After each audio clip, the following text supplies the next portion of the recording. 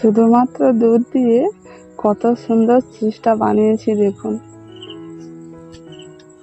একেবারে দোকানের মতো। দেখুন কত সুন্দর টান টান হয়ে যাচ্ছে। এই দেখুন। নমস্কার বন্ধুরা, আজকে আমি চিজ বানিয়ে দেখাবো। আর এই চিজ কিন্তু আমরা বেশিরভাগ খাবারে বেশি ব্যবহার করি, বার্গার কিংবা পিৎজায়, আরও অন্যান্য খাবার আছে, তাই আমরা চিজ দিয়ে থাকি। আর চিজ দিলে সেই খাবারটা বেশি ভালো লাগে। আর সবসময় তো চিজ দোকানে পাওয়া যায় না, সব জায়গায় পাওয়া যায় না। সেই চিজ আমি বাড়িতে বানিয়ে দেখাবো, খুব সহজেই আপনারা বানাতে পারবেন। আমি কিভাবে বানাই আপনারা দেখুন। এবার আমি উনুনটা জ্বেলে কড়াটা বসিয়ে দিচ্ছি। আমি এই চিজ বানানোর জন্য 1 লিটার কাঁচা দুধ নিয়েছি, আর আগে থেকে দুধটা ছেঁকে নিয়েছি। এবার সোজাসুজি কড়ার মধ্যে দিয়ে দিচ্ছি।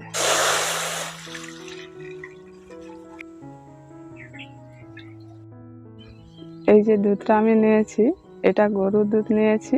আর দুধটাকে খুব বেশি গরম করা যাবে না, একটু হালকা গরম করতে হবে। তারপর ছানাটা কাটিয়ে নেব। আর দুধটা এইভাবে করে চামচ দিয়ে নাড়াচাড়া করতে হবে। যে ওপরের দুধটা গরম হবে না, নিচের দুধটা গরম হয়ে গেছে, তখন কিন্তু ভালো হবে না। দুধটা যেমন একই রকম গরম হয় সেই রকম করতে হবে। দুধটা যখন গরম করবেন এইভাবে করে নাড়াচাড়া করতে হবে। আর এক হাতে চামচটা রেখে এইভাবে আঙুল ডুবিয়ে দেখতে হবে দুধটা গরম হয়েছে কতটা। এই দেখুন বন্ধুরা, দুধটা এমন গরম হয়েছে, 2-3 সেকেন্ডের মতো হাতটা রাখা যাচ্ছে। এইভাবে করে দুধটা গরম করে নিতে হবে। এবার দুধটাকে আমি এখন নামিয়ে নিচ্ছি।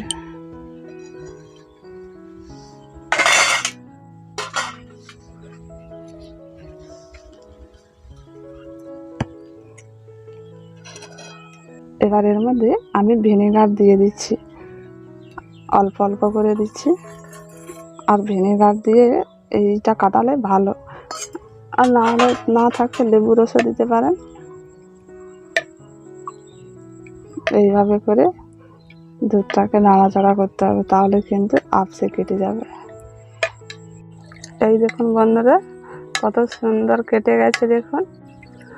আর ভিনেগার একটু বেশি করে দিতে হবে, কম করে দিলে কিন্তু ভালো কাটবে না। এই দেখুন পুরো সবুজ হয়ে গেছে জলটা। এইরকমভাবে কাটাতে হবে। এগুলোকে এইভাবে করে একটু গোল করে নিচ্ছি, এক জায়গায় জমা করে গোল করে নেব। এই ছানাটা যে কেটেছে এটা কিন্তু খুব শক্ত নয়, বেশ নরম আছে। এইরকমভাবে কাটাতে হবে। আর বেশি শক্ত হলে কিন্তু সেই পনিরের মতো হয়ে যায়।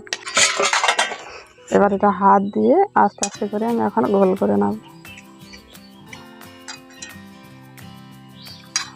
এই দেখুন কত সুন্দর হয়ে গেছে। এইভাবে করে একবার করে ডোবাতে হবে, আর এইভাবে ভালো করে জলটা ঝরিয়ে নিতে হবে।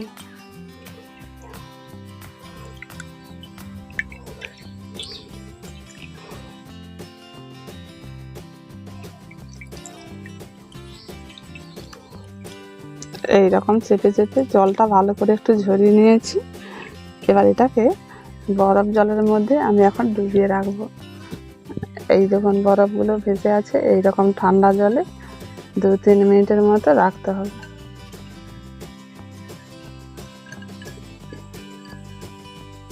বরফ জলে দেওয়ার পর এখন এটা একটু বেশ শক্ত শক্ত হয়ে গেছে দেখুন। ওটাকে 2-3 মিনিটের মতো এই বরফ জলে রাখতে হবে। এটাকে এখন বরফ জলের মধ্যে ডুবিয়ে রেখেছি। এবার এধারে আমি গরম জল নিয়েছি, গরম জলের মধ্যে 1 চামচ লবণ দিয়ে দিচ্ছি। লবণটাকে জলের সঙ্গে একটু ভালো করে মিশিয়ে নিচ্ছি।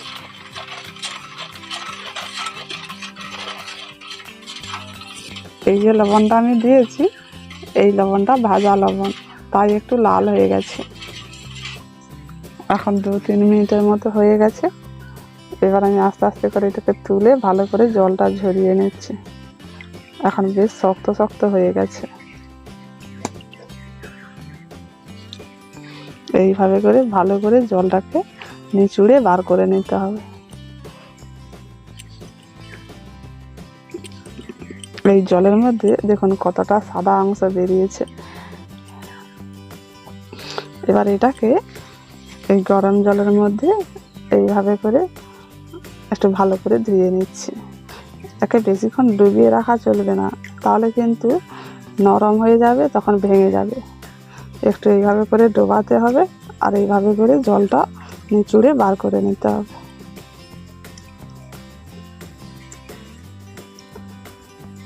এইভাবে চেপে চেপে জলটাকে ভালো করে ঝরিয়ে নিচ্ছি, যাতে না এর মধ্যে জল থাকে। এখন জলটা ভালো করে ঝরিয়ে নিয়েছি।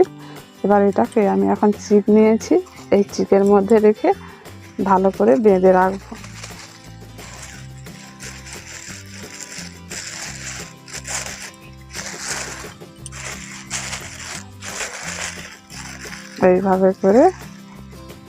এইভাবে টাইট করে বেঁধে রাখতে হবে।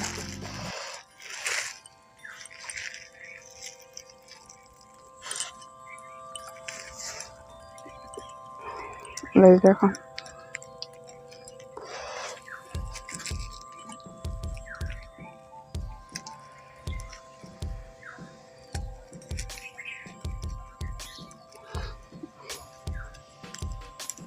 এই বাটির মধ্যে এইভাবে করে রেখে দিয়েছি। এই বাটি সমেত ফ্রিজের মধ্যে 2 ঘন্টার মতো রাখতে হবে।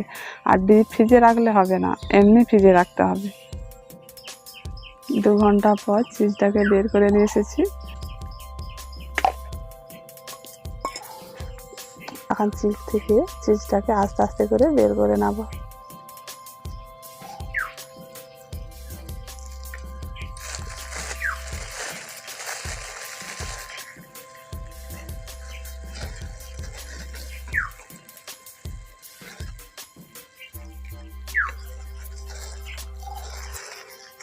চিজটা এখন বেশ শক্ত শক্ত হয়ে গেছে।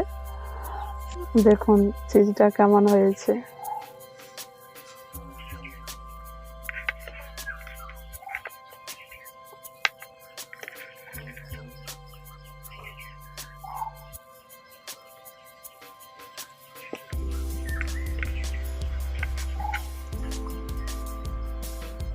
দেখুন চিজটা কেমন হয়েছে, বেশ টান টান হচ্ছে। দেখুন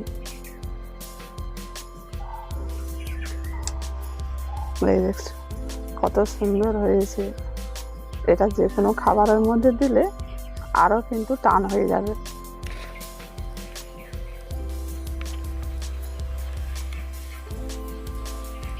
এই চিজটা কেমন হয়েছে সেটা দেখানোর জন্য আমি স্যান্ডউইচ বানিয়ে দেখাবো। এটা খুব সরলভাবে বানাবো, এটা দেখানোর জন্য। এখানে পাউরুটি 2টো নিয়েছি। এই 2টো পাউরুটির মধ্যে এখন চিজটা দিয়ে দিচ্ছি।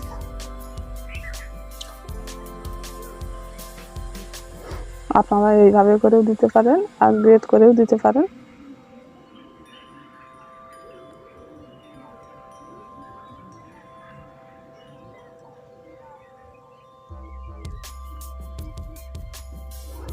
চিজটা এমন সুন্দর হয়েছে, খুব সুন্দর টান টান লাগছে।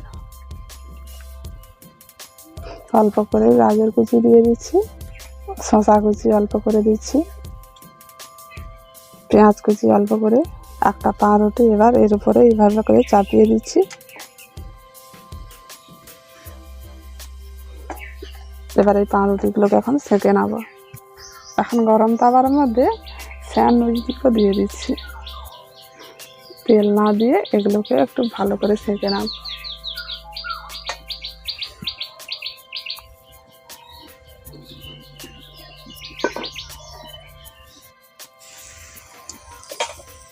এবার এগুলোকে একটু উল্টে দিচ্ছি।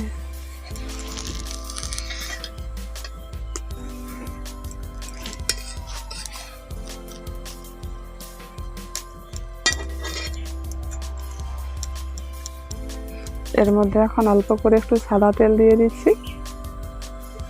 সাদা তেল দিয়ে অল্প করে একটু সাদা তেল দিয়ে এবার একটু ভালো করে ভেজে নেব।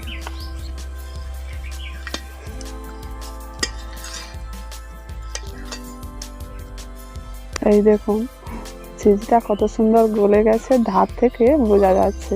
এই যে তার মানে চিজটা পুরো পারফেক্ট হয়েছে। এখন আমার স্যান্ডউইচগুলো তৈরি হয়ে গেছে, এবার নামিয়ে নিচ্ছি।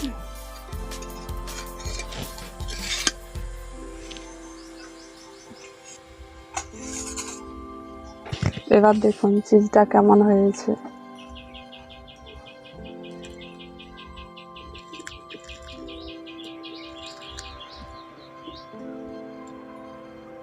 কতটা টান টান লাগছে দেখুন, কত সুন্দর হয়েছে চিজটা, পুরো আসলের মতো।